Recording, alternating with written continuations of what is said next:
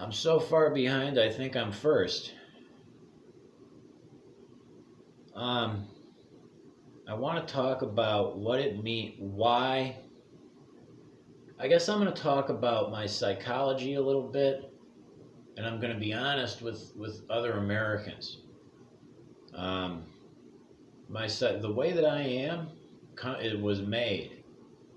The cruelty, the violence, the threats, the confrontational nature was all born of necessity in my life. But I was born very soft. Naturally, I was a crybaby, um, needy, you know, and learned to get hard and not needy. And that I was forged in the psychiatric institutions, went from 10 to about 14, and even ever after, because I finally got their hooks out of me, and I won. And they don't come for me anymore like they used to, but they did. And how that came first. I was soft. I absorbed family, I absorbed God, I absorbed country. Um, I was abused in many different ways. I began to get hard, but it took a lifetime to slough up, to be able to do both, to be soft and hard. And I really am both. I have a hard exterior with a soft interior, right? I went to the institutions in adolescence, and I refused. I saw it as an unjust punishment for something that wasn't my fault. I blamed, essentially, I blamed the faults in society for creating and instilling and forging within me the cruelty, the barbarity, the barbarism, the dog eat dog, violent, vicious predator nature of the human being that really wasn't present in my original nature. And they said essentially that I had to change, I had to conform. It was either conform or remain locked up. And as an adolescent, I told them, I will not conform. I will stay locked up, okay? Until I've exhausted this, and this is my life. It's like Christ says, I have the power to lay my life down, and I have the power to take it back up again. It's my life. I will spend this life with you in this institution until the day I die of old age, fighting this war, making you conform to me. I will not conform to you. I conformed. I got on your school bus. I signed your papers. I did your stuff. I did what you want, and none of it was ever good enough. And none of it was ever good enough. So I said, fuck you. I'm going to do my own thing as a child. And you came for me and imprisoned me. There was no escape to where you took someone who was already broken and decided to go to war with them and break them even further, except you can't really break something that's, like a constant. It's not going to change for you. And really, God instilled that constant inside of me. And I went to war with that institution, and I won. The day that I got out of that institution, Western New York Children's Psychiatric Center, was the day I woke up and all the staff weren't there. And there was paperwork being shuffled around everywhere. And I got to go. Apparently all the inmates, the patients, were gone. I'm pretty sure they got sued. Because when I went back 10 years later, they apologized through their nose to me for the way the institution was run.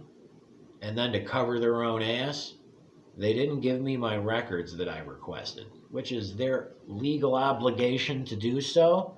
They refused to give me my records. Okay? That's how bad it was in there. Now, I get out.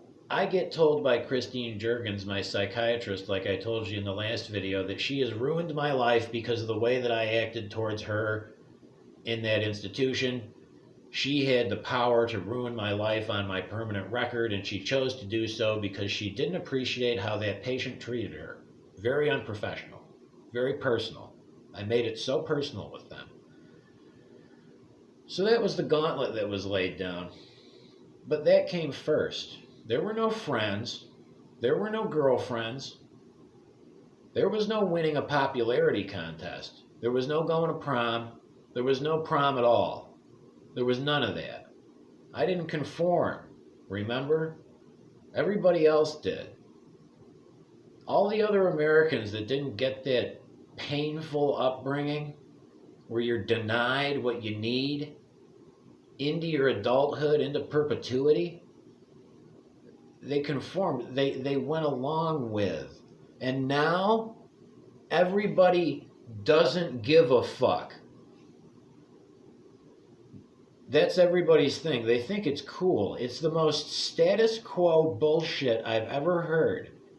I'm so tired of dealing with status quo Americans who did nothing but conform, got rewarded for it with material shit, and think they're right about not giving a fuck about anything.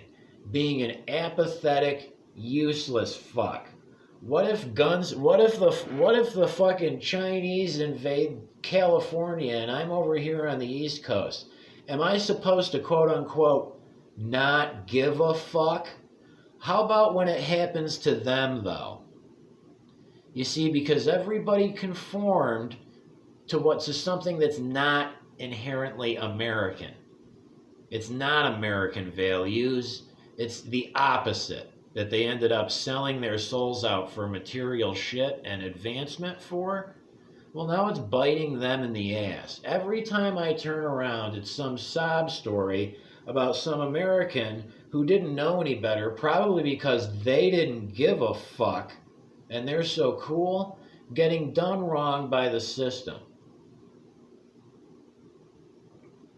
And how they're blown away. And it's the smallest things. It's not like they got taken away when they were a child and then repeatedly had every right under the Constitution to them violated and imprisoned again and again. Okay, defrauded out the ass, their life stolen from them. That's me. And you know what I hear? Eventually they just gonna conform anyways and do what they're told. It doesn't matter where they're from, whether they're in the military, whether they're a street gangster, whether they're a millionaire businessman, whether they're a homeless guy, they're just gonna end up doing what they're told. That ain't American. So that's why I'm out there doing what I'm doing, being who I am, still not conforming. Do you see me conforming at all? And I'm honest. I'm honest. You know, the thing about me wanting to fight Mark Milley and not let him live if I can, because this is a war and it is to the death since I was 10 or not, since came out of the womb. This has been nothing but a life or death struggle in war. And everybody who doesn't give a fuck is useless. And it's up to me, apparently, to go, single leg takedown Mark Milley as he's walking to the podium, hog tie him and court-martial military tribunal him and all of his fucking friends he went to college with. I'm tired of people who aren't serious, I'm a serious guy. I saw what they were bringing to the table when I was a kid, and it made me into a serious person. But now everybody else needs to get serious real fast, is what I say. Because it's serious. It doesn't matter if you give a fuck or not. It doesn't care. It prefers you not give a fuck when they come and take your neighbor away. Right? And you know it's wrong. When they come and shoot somebody in your neighborhood and you know it's wrong. They want you to not give a fuck. So isn't it awesome that everybody's so good at that? No. That's why they get their ass kicked when they step to me. You know how many people I've fought and hurt? A lot. A lot. And you know how many people, when I first started fighting, people were more brutal than I was. And that's why they had more hate and enmity and pain inside of them. And that's why they were able to beat me. But as the years went on and I didn't get the rewards that everybody else got for conforming, I became the mean one. I became the one with the hate inside and the pain to give. And I can do it again. It's really all I know. It's what my life is. That fight, that struggle, that war. Who's going to win? I know I'm going to fucking win. God and me are going to take this thing the whole way. So everybody needs to get on the phone with somebody who gives a fuck and figure this thing out. That's what I say.